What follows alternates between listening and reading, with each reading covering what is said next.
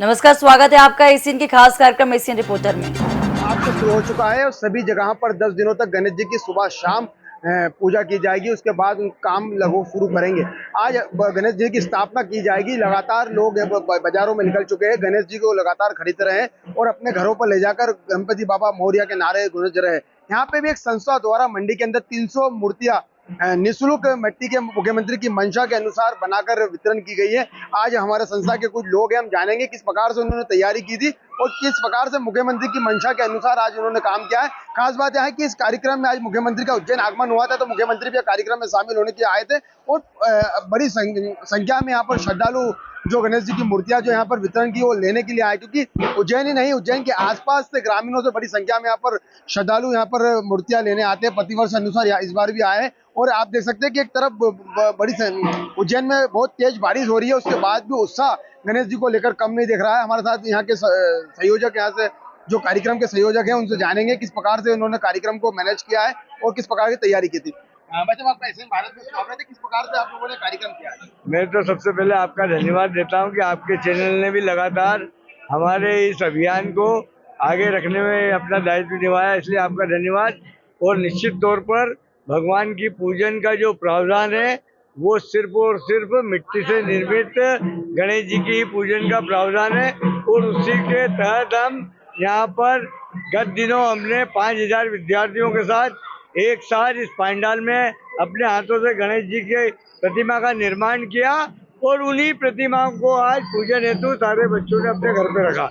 इसी के साथ हमारे उज्जैन नगर के 300 सार्वजनिक पंडाल, जिसमें महत्वपूर्ण बात यह है कि जिला प्रशासन का कार्यालय, उज्जैन नगर पालिका निगम का कार्यालय, पुलिस प्रशासन का कार्यालय और ये मंडी प्रांगण के साथ ही हमारे उज्जैन के प्रेस क्लब के जितने भी संगठन है उनके भी कार्यालयों में केवल और केवल आज हमारे द्वारा प्रदान की गई मूर्तियों को ही स्थापित किया गया, क्योंकि इन मूर्तियों की विशेषता यह है कि ये पूर्ण रूपेण मिट्टी से निर्मित है और इसके जो कलर है वो भी सब प्राकृतिक कलर से करे हुए हैं।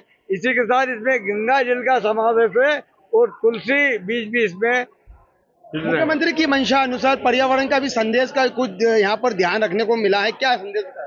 आप देखिए, हमने मंच से बोला था कि 300 मूर्तियां वितरण हो जाएगी और बिल्कुल आपको कहीं कचरा नजर नहीं आएगा। तो आप स्वयं देख सकते हैं कि यहाँ पर हमारी पूरी टीम स्वच्छता अभियान का भी पूरा ध्यान रखे हुए और पर्यावरण का भी पूरा ध्यान रखे हुए हमारी लोकमान्य तिलक महाआयोजन समिति के हमारे संयोजक और लोकप्रिय विधायक सम्मानीय अनिल जैन कालूवाला जी के नेतृत्व में ये भव्य आयोजन हो रहा है। कितने सालों से संस्था ये काम कर रही है और क्या उद्देश्य है संस्था का काम करने का?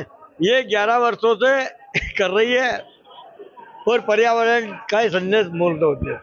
देखिए, संयोजक ने बताया कि स्वच्छता के साथ पर्यावरण का संदेश भी यहाँ पर मुख्यमंत्री की मंशा के अनुसार दिया जा रहा है और लगातार यहाँ पर गणेश जी का 300 से अधिक गणेश जी का यहाँ पर वितरण किया है और अभी भी लोगों में उत्साह है, क्योंकि जो लोग ग्रामीण में कहीं ना कहीं बारिश के कारण फंस चुके थे वो भी वहाँ से बारिश से खत्म होने के बाद यहाँ पर पहुँच रहे हैं और मूर्तियाँ अपने घर पे लेकर विसर्जन कर रहे हैं। 10 दिनों तक इसी मूर्तियाँ का गणेश जी की पूजन की जाएगी। हमारे साथ और भी यहाँ के लोग हैं, हम जानेंगे कि किस प्रकार का यह कार्यक्रम था। क्या कहेंगे इसको लेकर कार्यक्रम? यहाँ लोकमान्य तिलक आयोजन समिति द्वारा मिट्टी के गणेश जी का ये संकल्प सब लोगों को दिलाया है कि मिट्टी के गणेश जी बिठाए और पर्यावरण को बचाए और जो नदी में जो पीओपी की जो मूर्तियां विसर्जित करते हैं उससे पानी भी प्रदूषित होता है।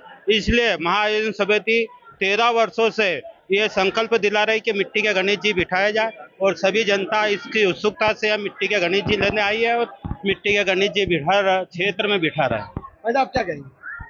लोकमान्य तिलक गणेशोत्सव महाआयोजन समिति पिछले 11 वर्षों से यह आयोजन कर रही है। मुख्यमंत्री जी भी कार्यक्रम में शामिल हुए, तो इसको लेकर क्या? मुख्यमंत्री जी का भी उद्देश्य यही है कि घर घर में जो गणेश जी बिठाया जाए वो मिट्टी के गणेश जी बिठाए जाए, ताकि पर्यावरण का संतुलन हमेशा बना रहे। इसी के लिए मेरा सब अपने माननीय कलेक्टर साहब ने भी 3-4 दिन पहले बैन लगा दिया था कि किसी भी तरह से पीओपी का कोई प्रयोग मिट्टी के गणेश जी में नहीं किया जाएगा। केवल मिट्टी के गणेश जी का ही प्राकृतिक रूप से ही मिट्टी के गणेश जी बनाए जाएंगे, उनका पूजन किया जाएगा। देखिए, मुख्यमंत्री की मंशा अनुसार यह पूरा काम किया जा रहा है और पूरा लगातार यहाँ पर गणेश जी की मूर्तियों का वितरण किया जा रहा है। एशियन भारत के साथ की रिपोर्ट उज्जैन से।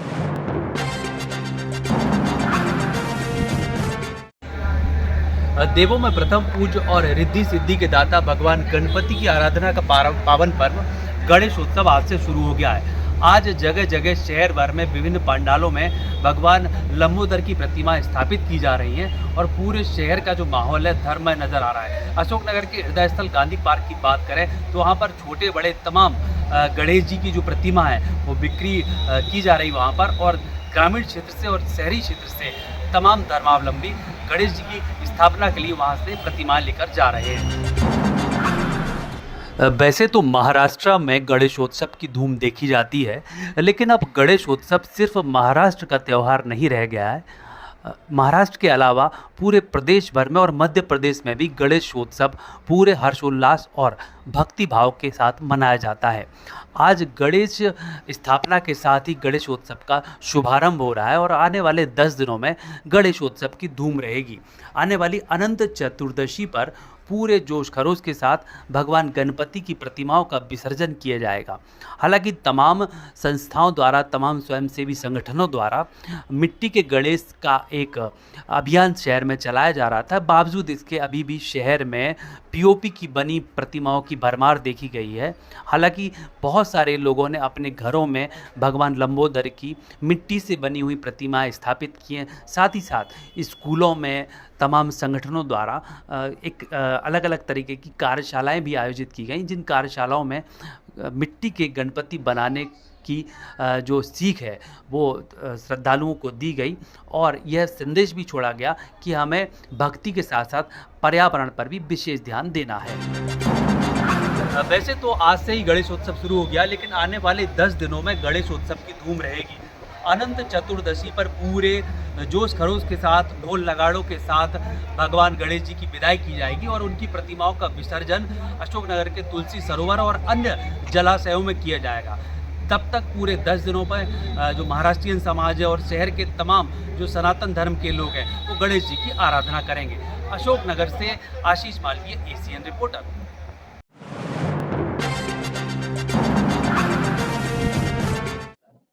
मध्य प्रदेश में नर्सिंग कॉलेज घोटाले की गूंज एक बार विधानसभा तक गई और अब फिर से आज उस पूरे मामले में एक नई कवायद शुरू कर दी है।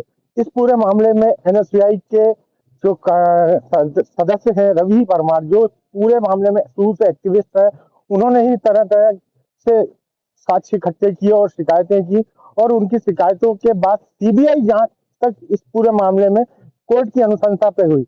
हालांकि पहली जांच जब कंप्लीट हुई सीबीआई की और सीबीआई के कोर्ट में वो पूरे जांच रिपोर्ट को प्रस्तुत करने के बाद जब उसको सार्वजनिक किया गया तो उसमें भी कई कमियां पाई गई और सीबीआई के खुद एक अधिकारी इस पूरे मामले में रिश्वत लेते हुए पकड़ा गए थे।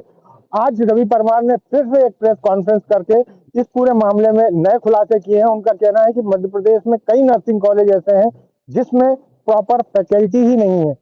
प्रॉपर फैकल्टी ना होने का असर बच्चों की शिक्षा पे पड़ रहा है और मध्य प्रदेश सरकार इस पूरे मामले में जो उनका कहना है कि निजी जो कॉलेज हैं उनको बढ़ावा देने के लिए शिक्षा माफिया के साथ मिलकर काम कर रहा है, क्योंकि उनका ये कहना था कि शासकीय जो कॉलेज है जो नर्सिंग के उसमें लगभग 30 से 35 हजार रुपए फीस होती है। वही अगर निजी कॉलेजों से नर्सिंग का कोर्स किया जाता है तो उसकी फीस 70,000 रुपए तक देनी पड़ती है। ऐसे में जो एक गरीब तबका या एक आदिवासी क्षेत्र के छात्र छात्राएं हैं उनको काफी ज्यादा फीस भी वहन करनी पड़ती है और उसकी जिस क्वालिटी की शिक्षा उनको मिलनी चाहिए, क्योंकि नर्सिंग से जुड़े हुए छात्र जो होते हैं जो बाद में अस्पतालों में जाकर मरीजों की सेवा करते हैं, उनको इंजेक्शन देते हैं या अन्य तरह के जो ऑपरेटर होते हैं जो अलग अलग मशीनों को ऑपरेट करते हैं या अलग अलग टेस्ट करते हैं मरीजों के, उनका प्रॉपर सही तरीके से उनकी शिक्षा होना बहुत जरूरी है, क्योंकि ये एक मानव जीवन की सेवा से जुड़ा हुआ मामला है। और उन्होंने कई कॉलेजों के नाम ऐसे बताए हैं जिसमें अभी भी प्रॉपर तरीके से स्टाफ नहीं है, जो कि सिर्फ कागजों पे जैसे तैसे ये चल रहे हैं। उसमें भोपाल का गांधी मेडिकल कॉलेज का भी नर्सिंग का जो बैच है या ये कह लें कि जो नर्सिंग की एजुकेशन देता है वो भी पिछली जांच में सीबीआई के सुटेबल नहीं पाया गया था।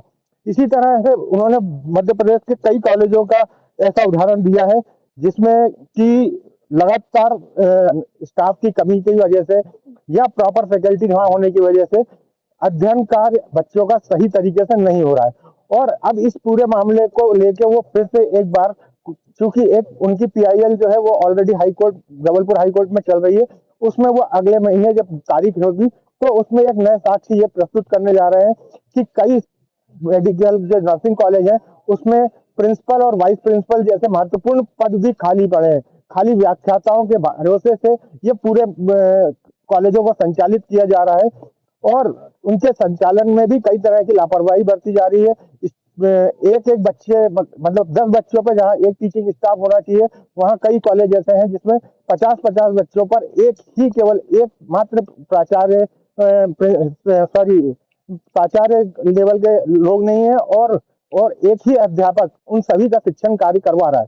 तो ऐसे में किस तरह की क्वालिटी नर्सिंग के स्टूडेंटों को मिल रही है मध्य प्रदेश में, ये एक विचार का विषय है। और इसको लेकर अब कांग्रेस फिर से एक बार हमलावर होती नजर आ रही है सरकार के ऊपर, क्योंकि इस शिक्षा का जितना महत्व अस्पतालों के स्टाफ में और मानव जीवन से जुड़े हुए कामों में है, उसको देखते हुए इसकी गुणवत्ता बहुत अधिक उच्च स्तर की होना चाहिए। एशियन भारत के लिए भोपाल से पंकज अग्निहोत्री, कैमरामैन हेमंत यादव के साथ।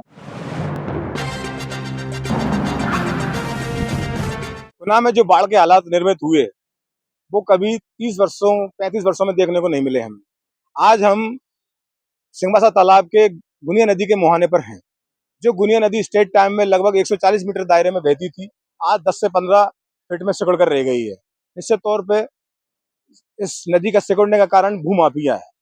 भूमाफिया को निश्चित तौर पे अधिकारियों की सह मिलती रही और वो अपना प्लॉटिंग करते रहे और अपनी जेब गर्म करते रहे। केंद्रीय मंत्री ज्योतिरादित्य सिंधिया ने किशोर कन्याल जी को गुनिया नदी को अतिक्रमण मुक्त करने के लिए फ्री हैंड कर दिया है, लेकिन इतने वर्षों में ये ध्यान क्यों नहीं आया कि गुनिया नदी पे अतिक्रमण हो रहा है, कभी न कभी ये स्थिति विस्फोटक बनेगी। बाढ़ के हालात में सबसे ज्यादा नुकसान हुआ है तो न्यू सिटी कॉलोनी में, भगत सिंह कॉलोनी में, पीताम्बरा कॉलोनी में, नानाखेड़ी मंडी क्षेत्र में 25 से 30 करोड़ रुपए का नुकसान हुआ है, लेकिन मुआवजे के नाम पे मात्र ऊंट के मुंह में जीरा माना जा सकता है उससे। जिला प्रशासन की लापरवाही देखने को इसमें इतनी बड़ी मिली है कि गोपालपुरा की पाल तोड़ दी गई, कोई मुनादी नहीं की, लोगों को सतर्क होने का मौका नहीं मिला और बाढ़ के हालात निर्मित हो गए। गोपालपुरा की जो पाल तोड़ी गई उससे पानी सीधा नानाखेड़ी मंडी क्षेत्र के समस्त आवासीय कॉलोनी में घुस गया और लोगों का नुकसान हुआ। जुलाई माह गुना में जो बाढ़ के हालात बने थे वह प्राकृतिक नहीं थे, वह भूमाफियाओं द्वारा निर्मित किए गए, जिसके कारण नानाखेड़ी मंडी क्षेत्र में सभी आवासीय कॉलोनियों में 9 से 10 फीट तक एक मंजिल तक लोगों घरों में पानी घुसा, जिसके कारण मकान डूब गए।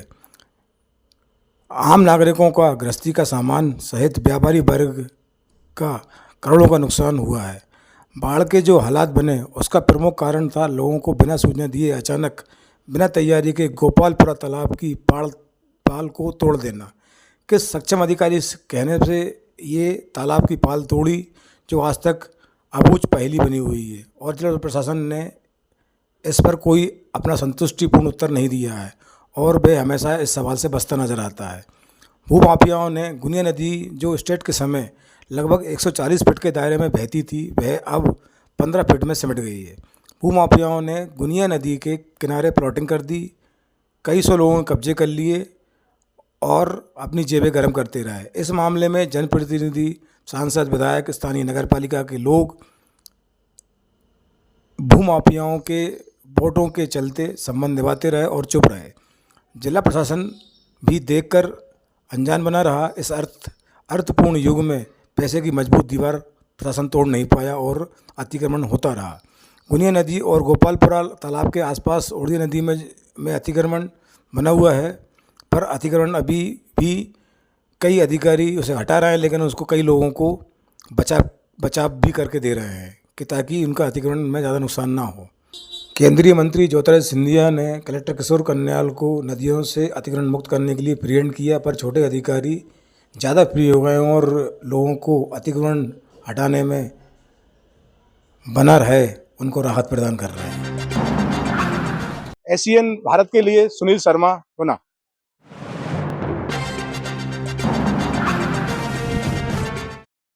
सलीला मां नर्मदा के तट द्वादश ज्योतिर्लिंग ओंकारेश्वर। ओंकारेश्वर एवं ममलेश्वर 12 ज्योतिर्लिंगों में चारों धाम 12 ज्योतिर्लिंग की यात्रा करने के बाद जब तक जल ममलेश्वर ओंकारेश्वर में नहीं चढ़ता, यात्रा अधूरी मानी जाती है। बड़ी संख्या में यहाँ शिव भक्त ओंकारेश्वर पहुंच रहे हैं। प्रशासन द्वारा ओंकारेश्वर की तर्ज पर ममलेश्वर मंदिर की भी प्रबंध समिति बनाई गई है, जिसे भी एक लंबा समय हो चुका है। प्रशासन द्वारा ओंकारेश्वर की तर्ज पर ममलेश्वर में भी दान पेटियां रखी गई है तथा यहाँ के जो वर्तमान पुजारी परिवार है उनके परिवार को भी नौकरी देने का आश्वासन जरूर दिया गया था। बैठक में मानदाता विधायक नारायण पटेल सहित कमिश्नर इंदौर एवं जिले के तमाम अधिकारी मौजूद रहे थे। मैं मेरे कैमरामैन से निवेदन करूंगा कि दान पेटी जो रखी थी और पीछे जो काउंटर बनाया है वे दिखाएं। ओंकारेश्वर ममलेश्वर प्रबंध समिति बनने के बाद प्रशासन के द्वारा यहाँ पर एक टीन शेड का भारतीय पुरातत्व विभाग के अधीन ये मंदिर आता है। यहाँ पर ये टीन शेड का चबूतरा बना दिया है। यहाँ पर मंदिर ट्रस्ट के कर्मचारियों एवं एसडीएम शिवम प्रजापति की मौजूदगी में दान पेटी प्रथम बार खुली थी। उसका दान पेटी में कितनी राशि आई है आज तक खुलासा मीडिया के समक्ष नहीं करा है। प्रबंध समिति बन गई है।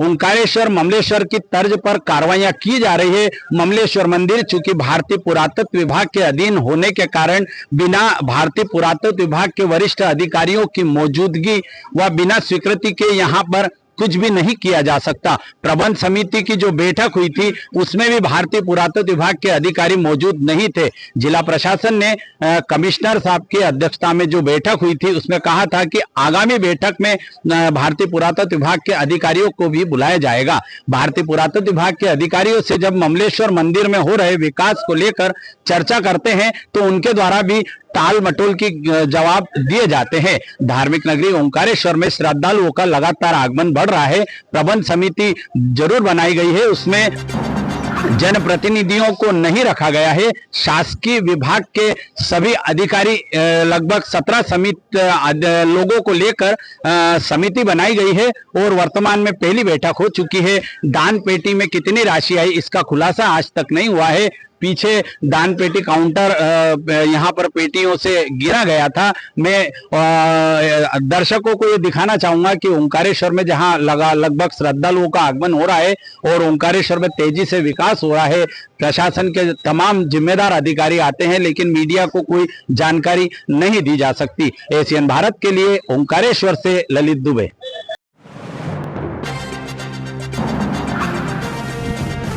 साथियों, आज आए हम मध्य प्रदेश के पीथमपुर क्षेत्र के इंडोरामा सेक्टर नंबर 3 में, जहां पे 1.5 साल से ऊपर हो गया है ब्रिज निर्माण होते होते, लेकिन यहां पे अभी भी काम अधूरा है। बता दें आपको कि एमपीआरडीसी का आदेश था कि ब्रिज निर्माण से पहले सर्विस रोड बनाया जाएगा, लेकिन सर्विस रोड यहाँ पे कहीं से कहीं तक दिखाई नहीं दे रहा है, जिससे जनता बहुत परेशान है। आए दिन यहाँ पे एक्सीडेंट होते हैं और राहगीर परेशान होते हैं, जाम लगता है लंबा यहाँ पे। और आपको दिखाते हैं हम किस तरीके से यहाँ पे जाम और स्थिति हो रही है। यहाँ पे ब्रिज निर्माण में देरी हो रही है। यहाँ पे रहवासियों ने कलेक्टर साहब को आवेदन भी दिया है और यहाँ के जिम्मेदार अधिकारी अभी भी इस ब्रिज को लेके मौन है। पीथमपुर से विजय गिरवाल की रिपोर्ट, एशियन भारत के लिए।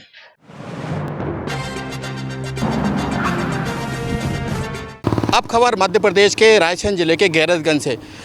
जैसा कि हमारे दर्शकों को याद होगा कि मध्य प्रदेश में युवतियों का रहस्यमय ढंग से लापता होना कहीं ना कहीं युवतियों के परिजनों को कहीं ना कहीं मैं कह सकता हूँ एक चिंता में डालता है। ऐसा ही एक मामला मध्य प्रदेश के रायसेन जिले के गैरतगंज में देखने को मिला है। यहाँ पर निकिता लोधी जो भी कॉलेज अपने घर से करीब 11 बजे निकली थी और 11 बजे कह के जो घर से जो निकली थी उसका यही कहना था कि हम अपने कॉलेज जा रहे हैं और वहाँ पर ऑनलाइन फ़ीस भरेंगे। लेकिन वहाँ पर वो करीब, जैसा कि एशियन भारत को बताया जा रहा है कि 18 तारीख से वो युवती लापता है। वो कॉलेज में अपना जो है पढ़ाई कर रही थी गैरतगंज में। लेकिन जैसा मैं आपको बता दूं कि इंदौर के अर्चना तिवारी के बाद फिर इंदौर में श्रद्धा तिवारी रहस्यमय ढंग से लापता हुई और उसके बाद मध्य प्रदेश के रायसेन जिले के गैरतगंज में एक युवती जो कि कॉलेज में अपनी पढ़ाई कर रही थी रहस्यमय ढंग से लापता हुई है। लेकिन जैसा कि कि पुलिस प्रशासन से एशियन भारत को जानकारी मिल रही है कि उसकी जो लोकेशन है कई राज्यों में मिल रही है। जैसा कि अभी ताज़ा अपडेट अब एशियन भारत के दर्शकों को दे दूं कि महाराष्ट्र में उसकी लोकेशन मिल रही है। और जैसा कि अब पुलिस की एक टीम जो सब डिवीज़न SDOP हैं आलोक श्रीवास्तव, उनके नेतृत्व में पुलिस टीम बनाई गई है। अब राशन की टीम जो है अब महाराष्ट्र पंजाब पहुंचेगी। जैसा कि माफ़ कीजिएगा, पंजाब की जैसे कि लोकेशन मिल रही है वहां पर जो कोई लोकेशन मिल रही है। परिजनों का साफ तौर पर यही कहना है कि जैसा कि अर्चना को मध्य प्रदेश पुलिस ने ढूंढ निकाला, अब उनकी बच्ची को भी ढूंढ निकाला जाएगा। लेकिन मैं यहाँ पर साफ तौर पर कर दूँ कि लगातार मध्य प्रदेश में युवतियों का रहस्यमय ढंग से लापता होना कहीं ना कहीं युवतियों के परिवार को कहीं ना कहीं अचंभे में ज़रूर डाल रहा है। लगातार इस तरह की घटनाएं मध्य प्रदेश में देखने को मिल रही हैं। ऐसा हाल ही का ताज़ा ही जो मामला मैं जिक्र करूं रायसेन जिले के गैरतगंज का है कि यहाँ पर कॉलेज पढ़ने गई युवती रहस्यमय ढंग से लापता हो गई। लेकिन सबसे बड़ी बात निकल कर ये सामने आ रही है कि कहीं ना कहीं बच्चियों के जो परिवार हैं वो कहीं ना कहीं इस परिवार से चिंतित ज़रूर हैं कि अचानक बच्चियों का रहस्यमय ढंग से लापता होना कहीं ना कहीं उनके परिवार वालों को चिंता में ज़रूर डालता है। मैं यहाँ पर जिक्र कर दूँ कि करीब 18 तारीख से ये युवती लापता हुई है, निकिता लोधी। और उसके बाद इससे पूर्व में जो घटना आपको याद ही होगी अर्चना तिवारी, और उसके बाद इंदौर में श्रद्धा तिवारी भी लगातार रहस्यमय ढंग से लापता है। लेकिन इस तरीके से बच्चियों का लापता होना कहीं ना कहीं मध्य प्रदेश पुलिस पे कहीं ना कहीं सवालिया सब जो है निशान ज़रूर लगा रहा है। लेकिन कहीं ना कहीं पुलिस भी अपना काम कर रही है। जैसा कि परिजनों का यही कहना है, निकिता लोधी के परिजनों का यही कहना है कि जिस तरीके से अर्चना लोधी जो कि रहस्यमय ढंग से लापता हुई थी उसको नेपाल से जो है पुलिस ने रिकवर किया था, उनकी बच्ची को भी रिकवर किया जाए। ऐसा कि एशियन भारत को बताया जा रहा है कि निकिता लोधी के परिजनों ने सबसे पहले गैरतगंज थाने में अपनी बेटी की गुमशुदगी की रिपोर्ट दर्ज कराई। उसके बाद वो SP रायसेन पहुंचे, SP के शिकायत की। उसके बाद जैसा कि एशियन भारत को अभी जानकारी मिल पा रही है कि उन्होंने DGP से भी मुलाकात की है। DGP से मुलाकात करने के बाद मध्य प्रदेश के मुख्यमंत्री डॉक्टर मोहन यादव से भी मुलाकात करने परिवार पहुँचे थे, लेकिन अभी मुख्यमंत्री से मुलाकात नहीं हो पाई है। अब देखना दिलचस्प होगा कि रायसेन जिले के गैरतगंज की जो युवती निकिता लोधी रहस्यमय ढंग से लापता हुई है, अब उसको रायसेन पुलिस कब तक रिकवर करती है। लेकिन इस तरीके के हादसे कहीं ना कहीं जो युवतियों पर सवाल उठा रहे हैं, सवाल तो युवतियों पर उठा ही रहे हैं, लेकिन सबसे बड़ी बात जो निकल कर सामने आ रही है युवतियों के परिजन कहीं ना कहीं इन में रहस्यमय ढंग से युवतियों के लापता होने को लेकर चिंतित ज़रूर हैं। लेकिन यहाँ पर यह भी बता दूँ कि रायसेन पुलिस जो है सक्रिय हो चुकी है। लगातार CCTV कैमरे खंगाले जा रहे हैं और युवती के जो कॉलेज में पढ़ती थी उसके जो सहेलियां हैं उनसे भी बातचीत करने की कोशिश की जा रही है। लगातार जांच जारी है, लेकिन अभी तक जो युवती है रायसेन जिले के गैरतगंज की निकिता लोधी, अभी तक उसका पता नहीं चल पाया है। लेकिन अपने दर्शकों को ये भी बता दूं लगातार जो लोकेशन ट्रेस हो रही है पुलिस वहां पर रवाना हो चुकी है। ऐसे में एक बात मैं और भी बता दूं, इस तरीके से लड़कियों का युवतियों का रहस्यमय तरीके से लापता होना कहीं ना कहीं कई तरीके के सवाल ज़रूर खड़ा कर रहा है। मैं यहाँ पर यह भी बता दूँ कि लगातार मध्य प्रदेश में युवतियों के रहस्यमय ढंग से लापता होने के मामले लगातार सामने आ रहे हैं। रायसेन जिले के गैरतगंज में जो निकिता लोधी रहस्यमय जो है ढंग से लापता हुई है उसको लेकर कहीं ना कहीं पूरे इलाके में जो है सनसनी फैल गई है, क्योंकि लगातार इस तरीके के मामले मध्य प्रदेश से निकलकर सामने आ रहे हैं। जैसा कि अभी ताज़ा ही मामला इंदौर में अर्चना तिवारी का हुआ था कि वो रहस्यमय ढंग से लापता हुई थी और उसको रिकवर पुलिस द्वारा किया गया था। उसके बाद लगातार इंदौर में श्रद्धा तिवारी जो अभी लापता है उसकी भी तलाश इंदौर पुलिस कर रही है। और उसके बाद मध्य प्रदेश के रायसेन जिले के गैरतगंज में भी निकिता लोधी घर से कॉलेज का कहकर गई थी और उसे ऑनलाइन अपनी फ़ीस भी भरना थी, लेकिन ना तो वो फ़ीस भरने ऑनलाइन शॉप पर पहुंची है ना ही वो कॉलेज पहुंची है। लेकिन ऐसे में उसका रहस्यमय ढंग से लापता होना कहीं ना कहीं सवालों के घेरे में ज़रूर खड़ा करता है। लेकिन ऐसे में पुलिस लगातार लोकेशन ले रही है, लगातार रायसेन जिले की पुलिस सक्रिय है। ऐसे में जैसा कि बताया जा रहा है कि उस युवती का जो है लोकेशन पंजाब राज्य में मिल रहा है। लेकिन अब इस घटना को लेकर पुलिस पूरी तरीके से सजग और सतर्क जरूर हो गई है। लगातार पुलिस टीम यहाँ पर रवाना की जा चुकी है। ऐसे में परिजनों का साफ तौर पर यही कहना है कि जब अर्चना तिवारी को इंदौर से जो रहस्यमय ढंग से लापता हुई थी पुलिस ने रिकवर कर लिया और उसको ढूंढ निकाला, तो ऐसे में उनको भी उम्मीद है बच्ची के परिजनों को उम्मीद है, युवती के परिजनों को उम्मीद है कि उनकी जो निकिता लोधी है वो भी जो रहस्यमय ढंग से लापता हुई है उसको भी रायसेन जिले की पुलिस जो है रिकवर करेगी और उसको ढूंढ निकालेगी। और ऐसे में सबसे बड़ी बात ये भी निकल कर सामने आ रही है कि कॉलेज कर कहकर लड़की युवती जाती है और ना तो वो कॉलेज पहुँचती है और ना ही वो ऑनलाइन शॉप पर पहुँचती है, जैसा कि उसको फीस भी बनना थी। और फीस के लिए जैसा कि बताया जा रहा है कि फ़ीस के लिए वो घर से पैसे भी लाई थी, लेकिन वो कहीं ना कहीं CCTV कैमरे यहाँ पर खंगाले जा रहे हैं। लेकिन अभी तक जो रायसेन जिले की निकिता लोधी जो रहस्यमय ढंग से लापता हुई है उसका अभी तक कोई पता नहीं चल सका है। लेकिन इस पूरे मामले से रायसेन पुलिस यहाँ पर सतर्क ज़रूर हो गई है और एक पूरी टीम बनाकर कहीं ना कहीं उसकी जो तलाश में पूरी तरीके से लग गई है। कैमरा पर्सन आसिफ कुरैशी के साथ राशिद मीर, एशियन भारत, रायसेन।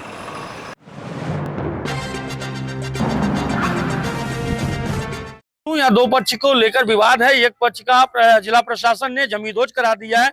वहीं आपको दिखाना चाहूंगा कि जो फरियादी पक्ष है उसके घर में देखिए किस प्रकार से प्रशासन के लोग जो है वो घर के सामने खड़े हैं। यहाँ तक कि घर के अंदर जो है प्रशासन का पूरा अमला जो है मौजूद है। यही वजह है कि दूसरा पक्ष जो है आरोप लगा रहा है कि जिला प्रशासन के लोग जो है फरियादी के घर में जो है पहुंचकर कहीं ना कहीं कुछ ऐसा व्यवस्था बना रहे हैं जो इस व्यवस्था के कारण जो है एक पक्ष का घर जो है जमींदोज कर दिया गया है। यहाँ पर मौजूद पुलिस कर्मियों से हम बात करने का प्रयास करेंगे।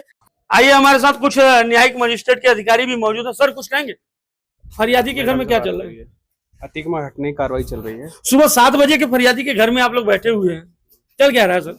घर जमींदोज हो गया, आप लोगों को यहाँ से निकल जाना चाहिए। जी बता दीजिए। जी मैडम बताइए जी। तो ये देखिए कहीं ना कहीं प्रशासन के चेहरे पर वही चुप्पी दिख रही है जिस चुप्पी पर यहाँ के लोग जो है सवाल खड़े कर रहे हैं कि ये प्रशासन के लोग जो है प्रातः 7 बजे से जो है इस घर में जो है अंदर बैठे हुए हैं। अब घर में क्या कर रहे हैं भगवान जाने।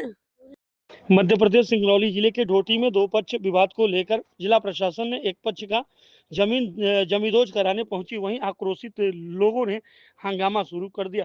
हंगामा इतना बढ़ गया कि प्रशासनिक टीम की संख्याओं को बढ़ानी पड़ी। पूरी खबर मध्य प्रदेश के सिंगरौली जिले से।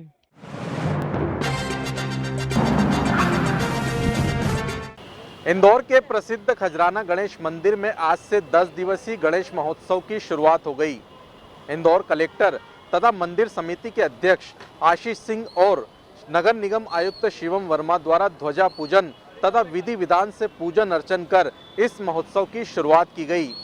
इस दौरान 1.25 लाख मोदक का भोग लगाया गया तथा उसे भक्तों में प्रसाद के रूप में वितरित किया गया। विघ्नहर्ता भगवान गणेश के चतुर्थी पर्व को पूरे देश के साथ ही इंदौर में भी धूमधाम से मनाया गया, जहां एक और श्रद्धालुओं द्वारा भगवान गणेश के अलग अलग स्वरूपों को घरों में स्थापित करने की परंपरा है, तो वहीं इंदौर के प्रसिद्ध खजराना गणेश मंदिर में भी इस मौके पर श्रद्धालुओं द्वारा गणेश दर्शन की विशेष परंपरा है। इंदौर कलेक्टर और निगम आयुक्त सहित प्रदेश के मंत्री तुलसीराम सिलावट ने भी पारंपरिक रूप से खजराना गणेश मंदिर पहुंचकर विघ्नहर्ता भगवान गणेश के दर्शन कर पूजन अर्चन किया। इस मौके पर मौजूद अधिकारियों और जनप्रतिनिधियों ने इंदौर सहित देश और प्रदेश में शांति और उन्नति की कामना की। साथ ही दरअसल इंदौर में प्रसिद्ध खजराना गणेश मंदिर में हर साल की तरह गणेश चतुर्थी के दिन विशेष पूजन का आयोजन किया जाता है, जिसके भगवान गणेश को आज के दिन 1.25 लाख मोदकों के भोग भी लगाया जाता है। वहीं विघ्नहर्ता की इस विशेष पूजा में शहर के आला अधिकारियों के साथ ही प्रबुद्ध जनों ने भी हिस्सा लिया। साथ ही मंदिर परिसर में फूलों से और विशेष साज सज्जा भी की गई थी। गणेश चतुर्थी के मौके पर गणेश दर्शन के लिए खजराना पहुंचे मंत्रियों और अधिकारियों ने शहर, देश और प्रदेश की सुख शांति और उन्नति की कामना की। आज से 10 दिवसीय गणेश महोत्सव की भी शुरुआत हो गई है। गणेश चतुर्थी की तिथि बुधवार को आने से भी इस बार खासा उल्लास है। ऐसे में गणेशोत्सव के 10 दिवसीय आयोजन के दौरान खजराना गणेश मंदिर में विशेष साज सज्जा की गई। साथ ही सांस्कृतिक कार्यक्रम भी आयोजित होंगे। इसमें देश भर के प्रख्यात भजन गायक अपनी प्रस्तुतियां देंगे। मंदिर में आज ध्वज पूजन और लड्डू प्रसाद वितरण का कार्यक्रम हुआ। करोड़ों भक्तों की आस्था का केंद्र खजराना गणेश मंदिर में इस 10 दिनों में लाखों भक्त दर्शन के लिए पहुंचेंगे। भक्तों के दर्शन के लिए भी मंदिर समिति द्वारा विशेष व्यवस्था की गई है। कैमरा पर्सन नीरज जावलिया के साथ मैं अशरफ मंसूरी, एसीएन भारत न्यूज, इंदौर।